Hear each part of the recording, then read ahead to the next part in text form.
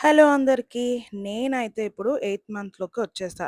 Guess what? ఈరోజు నా biggest craving వచ్చేసి వెజ్ బిర్యానీ లేదా పులావ్ అని కూడా అంటారు కొంతమంది. But honestly cooking at this stage is not at all easy. చూద్దాం అసలు నేనైతే కంప్లీట్ చేయగలనో లేదో. అసలు మార్నింగ్ నుండి నాకైతే స్పైసీగా, టేస్టీగా లేదా ట్యాంగీగా ఏదైనా తినాలనిపించింది. దానికి నా దగ్గరున్న ఒకే ఒక్క ఆప్షన్ అయితే ఈ వెజ్ పులావ్. అందుకే. అసలు ఫస్ట్ ప్రెగ్నెన్సీలో నాకసలు క్రేవింగ్ అనేదే అసలెక్కువగా లేవు. కానీ ఈసారి మాత్రం చాలా డిఫరెంట్ ఫీల్ ఉంది నాకు. నార్మల్‌గా 8థ్ ఆర్ 9థ్ మంత్‌లో ఎక్కువ సేపు స్టాండింగ్‌లో ఉండి కుకింగ్ చేయడం అంటే చాలా కష్టం. కొన్నిసార్లు ఎనర్జీ ఉంటది. కొన్నిసార్లు అస్సలు సడెన్‌గా టైర్డ్ అయిపోతూ ఉంటాం. అందుకే మిడిల్‌లో కొంచెం సేపు బ్రేక్స్ కూడా తీసుకున్నా. కానీ ఆ క్లిప్పింగ్స్ అయితే యాడ్ చేయలేదు. మీరు కూడా ఇలానే ఫీల్ అయ్యారా డ్యూరింగ్ యూర్ ప్రెగ్నెన్సీ? కామెంట్స్‌లో చెప్పండి. కానీ క్రేవింగ్స్ కోసం మాత్రం మనం ఎలా అయినా సరే మేనేజ్ చేసేస్తాం కదా! యాక్చువల్లీ ఇది నా సెకండ్ ప్రెగ్నెన్సీ. నిజం చెప్పాలంటే ఫస్ట్ ప్రెగ్నెన్సీ కన్నా చాలా కష్టంగా అనిపిస్తుంది. మెయిన్‌గా మన బాడీలో వచ్చే చేంజెస్ కానీ, మన ఫస్ట్ బార్న్ కోసం ఎక్కువ ఆలోచించడం గానీ, లేదా మనకేమైనా అదర్ రెస్పాన్సిబిలిటీస్ ఉంటే వాటిల్ని చాలా ఎక్కువగా ఆలోచించుకుంటూ స్ట్రెస్ అనేది తీసుకోవడం, ఇలాంటి వాటి వల్ల అన్నీ కలిపి చూస్తే టఫ్‌గా అనిపిస్తూ ఉంటుంది గదా! కానీ అంత కష్టంగా ఉన్నా గూడా ఇలా మనకిష్టమైన ఫుడ్ ప్రిపేర్ చేసుకుంటూ తింటూ ఉంటే, ఈ జర్నీని చాలా స్పెషల్‌గా మార్చేస్తుంది. అలా అని ఎలా పడితే అలా కాకుండా నేనైతే ఈ బిర్యానీని కొంచెం హెల్తీగా ప్రిపేర్ చేసుకుంటున్నాను. మెయిన్‌గా వెజ్జీస్‌లో బీన్స్, క్యాప్సికమ్ అండ్ ఘీ, కొన్ని కాష్యూ నట్స్ అలాంటివి కూడా యాడ్ చేసుకుంటున్నా. మెయిన్‌గా ఆయిల్ కూడా చాలా తక్కువ యూజ్ చేస్తున్నాను నేను. అండ్ స్పైసీ కూడా అస్సలెక్కువ వాడలేదు. ఎందుకంటే ఈ టైంలో మన డైజెస్టివ్ సిస్టమ్ అనేది చాలా సెన్సిటివ్‌గా ఉంటుంది.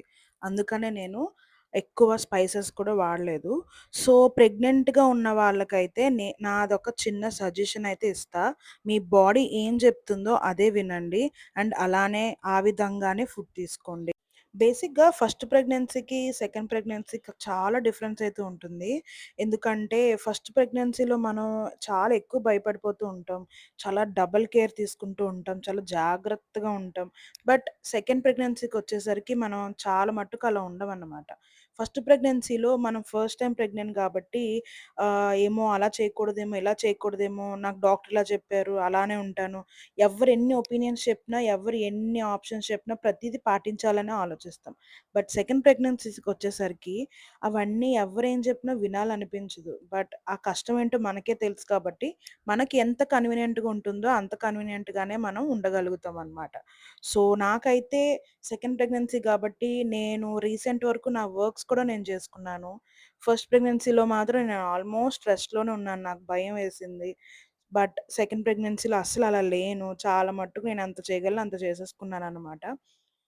సో, ఫస్ట్ ప్రెగ్నెన్సీకి, సెకండ్ ప్రెగ్నెన్సీకి అంత డిఫరెన్స్ ఉంటది. బట్ అలా అని చెప్పి అందరికీ ఒకలా ఉంటుందని కూడా మనం చెప్పలేం. ఎందుకంటే ప్రతి ఒక్కళ్ళకి ప్రతి ఒక్క సిమ్టమ్ అనేది చాలా డిఫరెంట్. పర్సన్ టు పర్సన్ అనేది మారిపోతూ ఉంటది కాబట్టి. సో, ఎవరు కూడా ఆ విషయంలో భయపడాల్సిన అవసరం లేదు.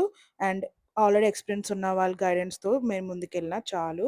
అండ్ ఫైనల్లీ నా బిర్యానీ అయితే రెడీ అయిపోయింది. స్మెల్ అయితే అద్దిరిపోయింది. నేను ఈ వెజ్ పులావ్‌తో పాటు పన్నీర్ బటర్ మసాలా కర్రీ కూడా చేసుకున్నాను. ఓన్లీ పులావ్ తింటే ఏం బావుంటుందని అది కూడా కొంచెం చేసుకున్నాను. సో, అదైతే నెక్స్ట్ వీడియోలో పెడతాను. అండ్ ఆ కిచెన్‌లో ఉండి ఆ వేడికి చెమటలు కక్కుకొని కంప్లీట్ చేసేసరికి చాలా టైం పట్టేసింది. అందుకే కొంచెం ఏసీ యేసుకొని రిలాక్స్ అయ్యి అప్పుడు తిన్నా అనమాట. అబ్బబ్బబ్బబ్బా! ఎంత బావుందంటే ఇదే నేను కోరుకున్న టేస్ట్. సో, ఫైనల్లీ నా వీడియో నచ్చితే please like, share and subscribe. And అలానే నెక్స్ట్ వీడియోలో మళ్ళీ కలుద్దాం. అప్పటి వరకు బాయ్.